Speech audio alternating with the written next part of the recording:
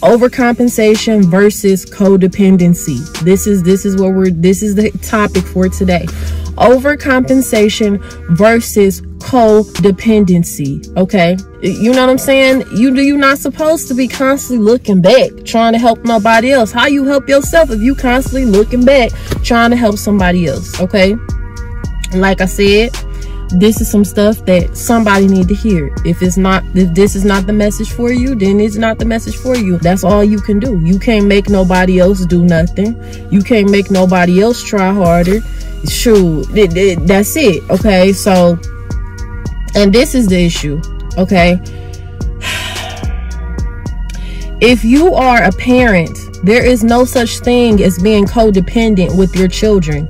There's no such thing as that. Just like my mother was mad at me for getting a purse, she was mad at me for getting a car. And I'm like, ma'am, I wouldn't have needed the car if I simply would have put myself first and waited three more months to apply to college and get my scholarships and went on about my business. Once again, we having another chit chat. This issue with my mother, I'm gonna tell y'all exactly what it is. It was a reopening of all of my childhood trauma. That's it. That's all it was. And I'm gonna explain it to you guys, okay? Tween, in adolescence, a child, you cannot control your circumstances. You can't control if you constantly moving, if you don't have stuff you need, if nobody around you is trying to do their best in life to make things better, to enjoy life. You know what I'm saying? You can't control that. So the only thing that you can control is yourself.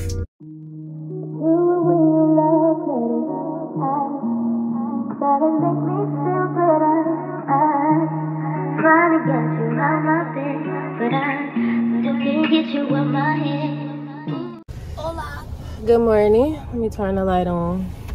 7:26 a.m. on Wednesday, December today's the 8th. Yeah. Still dark outside. We're leaving out early now. That's why y'all look. I've been too busy lately to be worried about putting on makeup and stuff. I'm always on the go. We headed out to take Zoe to band. Band starts at 7:40. That's Dre behind us letting us out the driveway. Say good morning. I'm recording on my phone, so that's why it's dark, you guys. Left the camera in the house and I did not feel like going back in to get it. All right, we're here. 7:40. This little girl said she had to be here at 7:40. Now she's saying 7:45. You got everything. You got your snack, your computer, clarinet. So yeah, with her coming early, we're gonna have a little bit. So Journey and I, we probably go to Tim Hortons. Get me a coffee, get her something from Tim Hortons or Dunkin' Donuts or something, and then we'll swing back. How am I gonna get you food? I'm not coming in. You should have got you something at home. You brought your snack and stuff.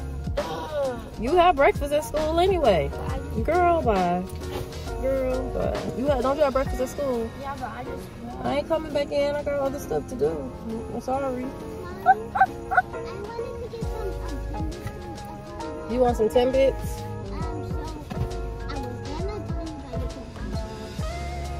Oh, she said you could have some her Timbits. How you gonna get them? You coming down to her class zone? Oh, that's snapping and stuff. Okay, basically, she's saying, all right, love you. Have a good day.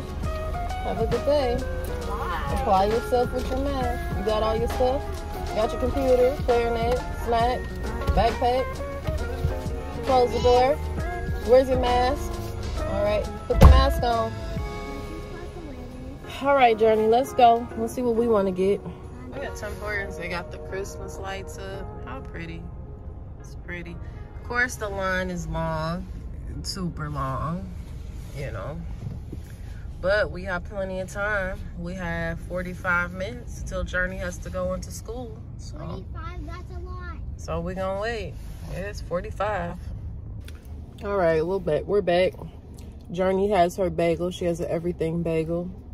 I grabbed me a coffee and a breakfast wrap. I just hate that these wraps have so much, like, I'm gonna peel some of the bread off. It's too much. Like, why is it folded 3 times? Like, I don't need all of that.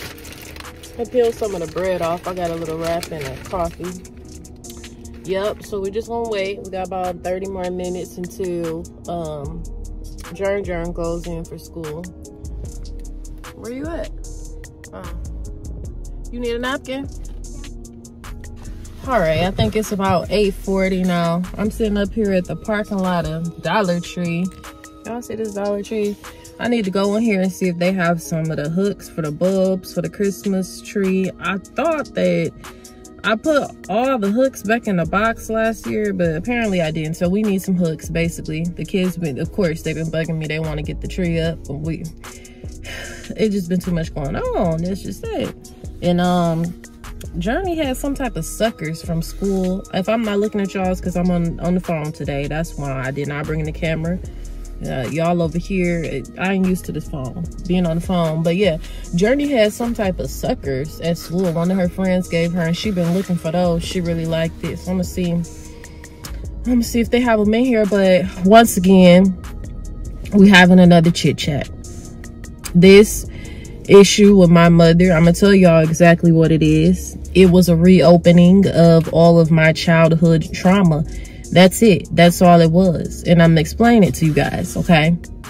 Once again, this is not to embarrass anybody or make anybody feel any type of way. This is just other people in the world need to hear this so they understand how things affect their children and their lives and how they can be wrong and maybe they don't realize they're wrong, okay? It needs to be said once again. And if this content is not for you, then it's not for you. Click off, unsubscribe, unfriend, do whatever you got to do. Because like I said, I'm going to speak my truth here from now on out. All right. So the purse, the whole issue with the purse just reopened a lot of stuff with my mother. Okay. Because let me explain something to y'all.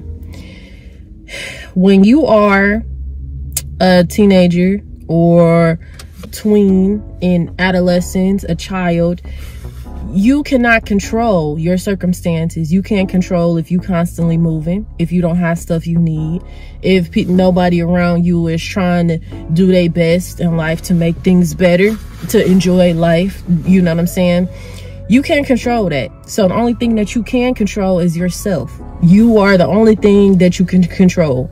So with all of the stuff going on in my childhood, all I could ever control was me. So what did I do? I did my best with everything. I did my best at school, did my best at work. I started working at 16, always did my best. That's all you can do. That's all you can do. You can't make nobody else do nothing. You can't make nobody else try harder. Shoot, that's it. Okay, so, and this is the issue. Okay, if you are a parent, there is no such thing as being codependent with your children. There's no such thing as that. Children are not asked to be brought into the world. It is your responsibility to provide for them. There is no such thing as a teenager or a child or a young adult being codependent with their parent, unless they're rich, okay, or the parent is sick. Okay, that's it. That's the only reason why. If your parent is sick, or if you're rich or something. Aside from that, parents are supposed to provide basic necessities for children, raise them up, try to have some type of interest in the things that they want to do and help them accomplish their goals, and let them go head on and be on their way. You know what I'm saying? You're not supposed to be constantly looking back trying to help nobody else. How you help yourself if you constantly looking back trying to help somebody else? Okay, like I said, this is some stuff that somebody need to hear. If this is not the message for you, then it's not the message for you.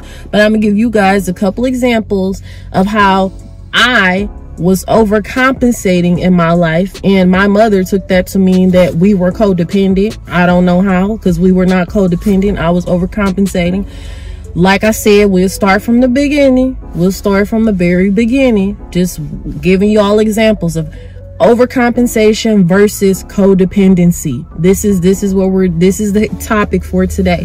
Overcompensation versus codependency. Okay, Overcompensating is when somebody's doing a lot more that they shouldn't do because another person is not doing a lot. They're overcompensating. They're doing too much because the other person ain't doing enough, right?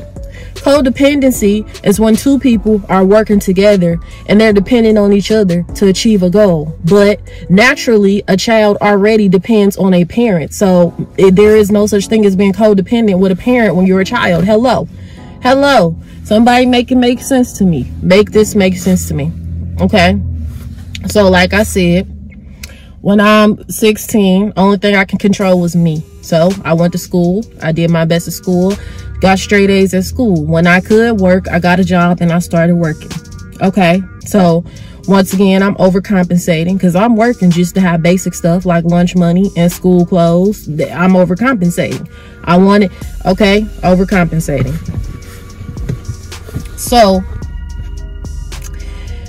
since I had the job, my mother then told me that I had to pay for stuff in the house, like laundry detergent.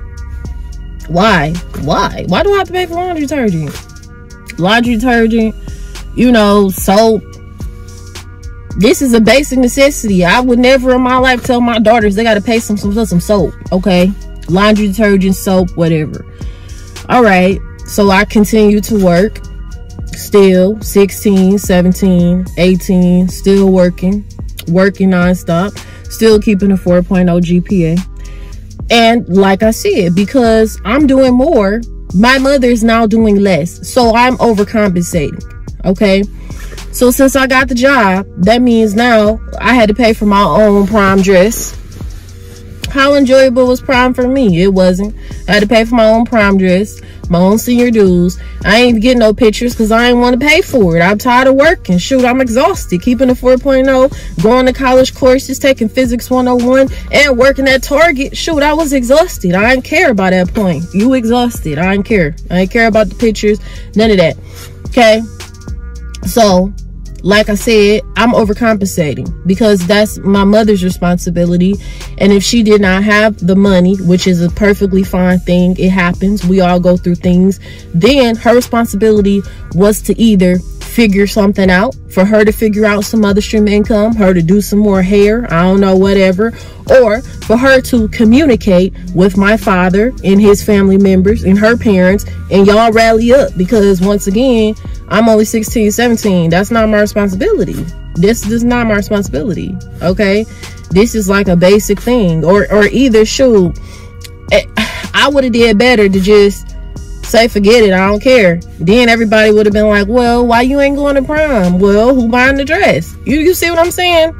When you overcompensate for other people, it's like, then they think, oh, you got this, I don't have to do nothing, you gonna figure it out. But that's not my responsibility. And this been the story of my entire life, and that's why I'm done. I'm over it with my family, with my mother. I'm over it. Okay, like for example, my mother being a single mom, she had issues with us getting picked up, dropped off from school, right? And then when I was in middle school, when I tell you, used to be times we waiting 2 hours for pickup, 1 hour for pickup. When I'm in high school, it's times we walk into school, or either my grandfather coming to pick us up, we waiting for him. And then that's a whole nother issue, because my granny used to want to go to this store and that store and this store. And like I said, I'm about my business. I'm trying to get home because I already know I got 4 hours worth of homework. I ain't trying to be waiting to get picked up or be waiting, going shopping with my granny and stuff. So I said, let's solve, me being a problem solver, let's solve this problem. I went to driver's ed when I was 15 and 9 months. As soon as I could go, my dad, he took me. I don't remember if he paid for it. I think he did, but he took me. He paid for the driver's ed for me. Okay. Went to driver's ed, got the license at 16, passed the exam on the first try, because I've always been serious. Okay. I don't know what happened, y'all. My mama came into some money. She brought me a little car that was $2,000 or something like that. All right, so I'm thinking problem solved. I can get myself to school, get home, get my brother to school, whatever.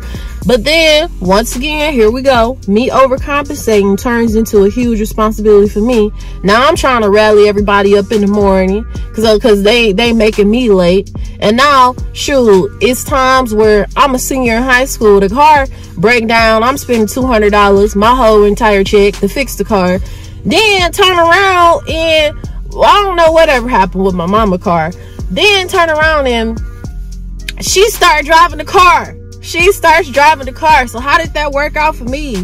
Why did I spend my money to fix the car? Why did I have all this responsibility of driving people around, rallying up my siblings in the morning? Like, what?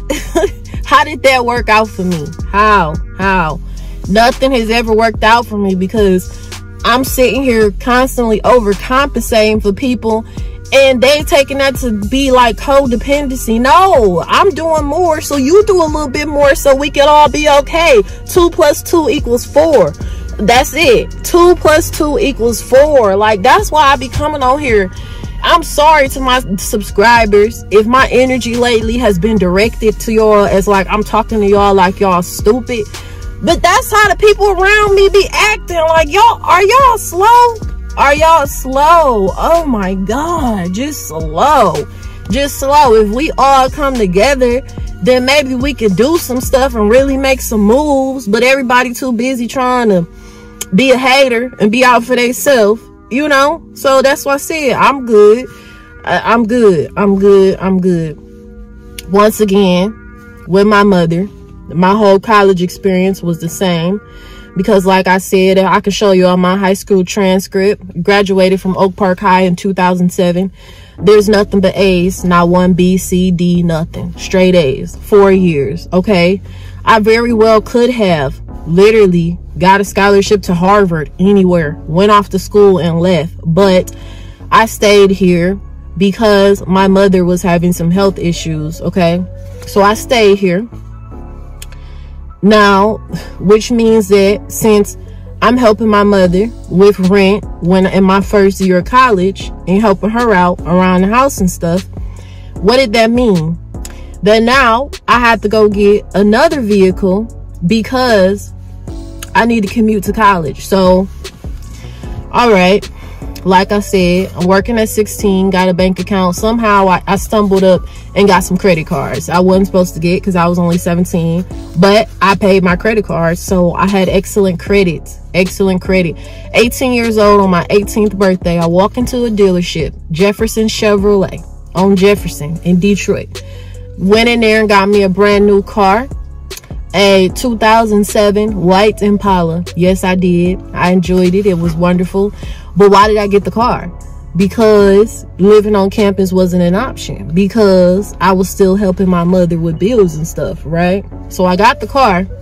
Just like my mother was mad at me for getting a purse, she was mad at me for getting a car. And I'm like, ma'am, I wouldn't have needed the car if I simply would have put myself first and waited three more months to apply to college and get my scholarships and went on about my business.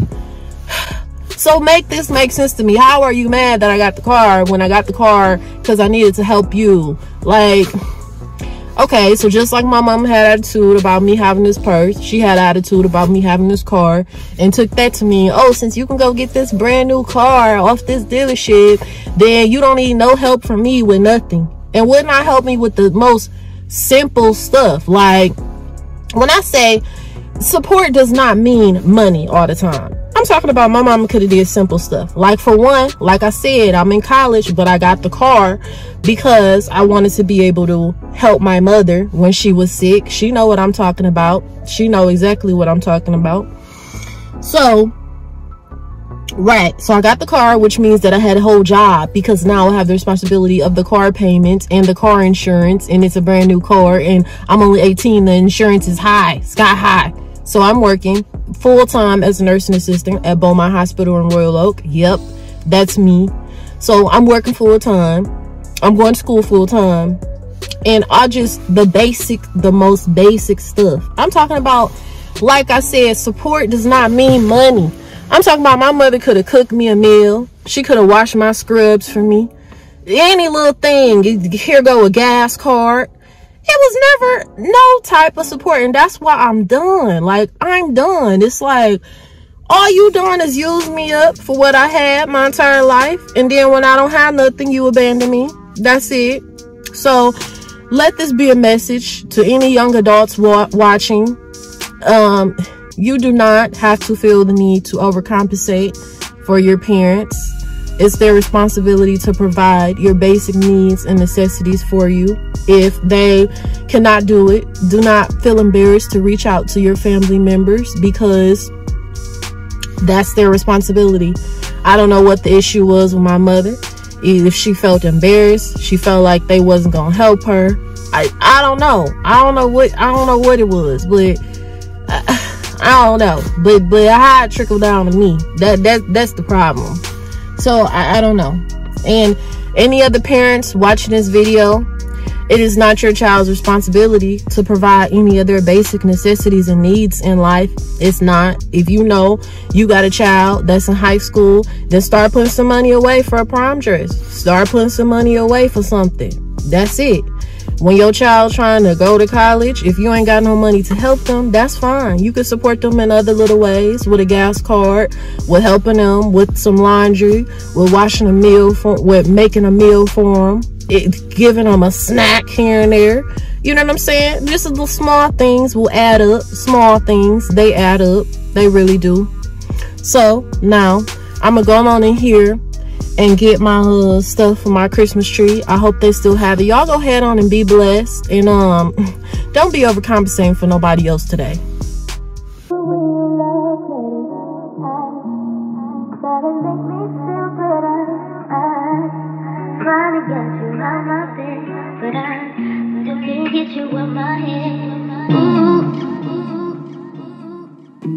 I'm seeing you, one takes it a time. I know you by your phone.